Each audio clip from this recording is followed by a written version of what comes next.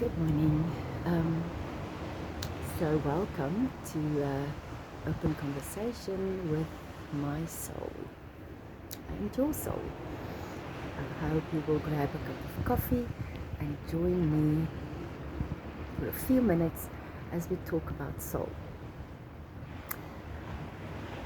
I want to just talk about a little bit about letting go, the energy at the moment and everything, everywhere you read, people talk a lot about letting go, shedding the old. I've mentioned this in a previous video, and I just want to tell you that there is a difference between letting go and let go. Letting go is like when you need, when you kind of taking this long process, because letting go usually, and shedding even, losing parts of ourselves, letting go of who we thought we were or who we will learn to be. So in a sense, we're losing our old identity of who we thought we were meant to be. And we usually were taught that by our society around us, by our parents, by even traumas that happened to us, and we related in a way that we felt this is how we need to be, to belong, to be okay, to actually fit in, to be normal, which normal, I believe normal is not a thing because we're all also individual and unique. But what is interesting for me is that because letting go, it's a loss. So when we lose a part of ourselves, when we lose material physical things, when we lose certain, anything actually, a loved one, it's like such a deep grief process. It feels like someone just kind of scooped out our inner parts, and there's just this void inside, and it's hurting and it's paining, and it's so deep for us to lose, like really anything, but specifically talking about losing parts of ourselves and the old self and the parts that we wouldn't need to go with us into the future. So letting go for me is a slow release of that. It is like really taking time, which is good, because in the letting go, in that slow process, we learn a lot about ourselves. We do deep soul work within our souls, and we learn certain things that is really important for us to see, because as these parts get chipped away and we open our hands and our hearts for them to go, what happens is, we kind of experience the loss, but we're also very much aware of the fear that comes up and the anxiety, because who are we going to be on the other side if we let go this parts of ourselves or these things that's in our life. But yesterday, just what came to me is that there comes a specific point in letting go and shedding, and that point is asking of us to actually just let go, let it go.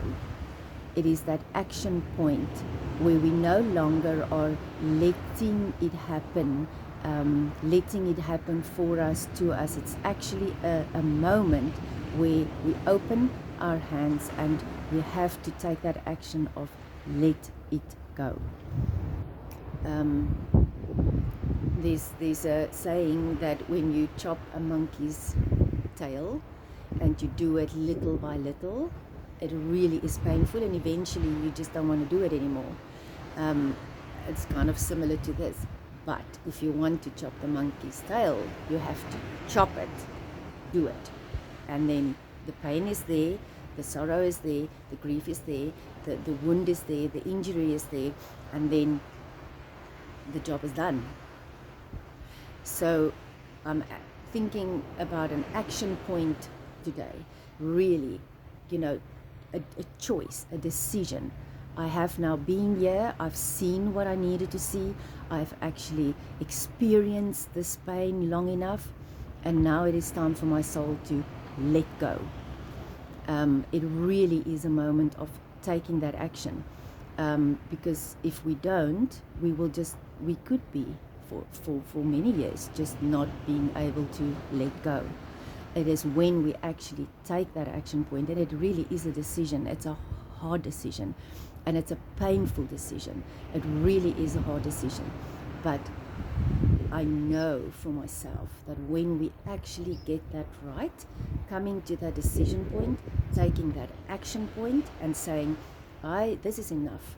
I've sat in this grief long enough, and I am going to now let it go, because if we do not let it go, it takes up space, and whatever is supposed to come in, the new beginning, the new parts of me, the parts of me that I need to see, the things that need to surface, can't surface, because it's just all cluttered with this grief and with this pain.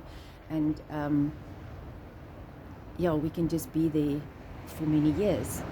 So, and again, as I'm saying, I don't think it really is a place of, something happens, you have this loss, and specifically if the events in our lives is big losses, we need to understand, we need to sit there, and we need to, because usually we know it's time to let go. It's something that our souls tells us. You're ready, it's time to go, this thing cannot be anymore, you have to let it go. And when we sit with that, we just start letting go. It's that slow process of realizing the grief, sitting with it, working through it, kind of allowing ourselves to feel the pain, to feel the hurt, and to be with it fully, because that's a very important part, because that's how we get the guidance, the gifts in that losing. There's so many understanding, so many realizations that we can actually receive from a letting go process, or a grief process, a sorrow process. There's so much guidance in it if we truly sit with it. But then there comes a time where we really have to get up and say, I let this go now. It's let go. It's done. I let it go. And if we can make that paradigm shift within ourselves, what happens is our body starts reacting differently. Our mind starts to think differently.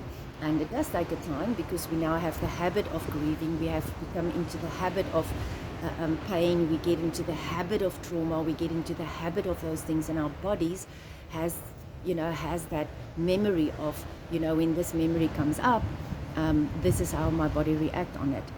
But there comes a time where we really have to step out of the loop of grieving, out of the looping of pain. Because if we don't, there's no space for something new to come in. There's no space for true healing to come in, for true restoration to come in. And I'm saying this to you not because I have the answer, but I have received this wisdom from my higher self. And I think this is, we always say things and it's actually meant for ourselves. And I think this is one of those moments where I speak really from my own soul to my own soul in open conversation, saying that I understand it's time for me to truly step out of the loop of victimhood, of grieving, of loss, of pain, because we can just get stuck there. And then we are frozen in fear, and what happens is we cannot do the next thing. We cannot take the next step. We just right there, and we also do not receive the gift, the wisdom that was meant for us, the lesson even that was meant for us from that place of grief. So this morning I want to say to you that if this resonates with you, please feel free to make contact with me. I'd love to go into conversation with soul, with your soul.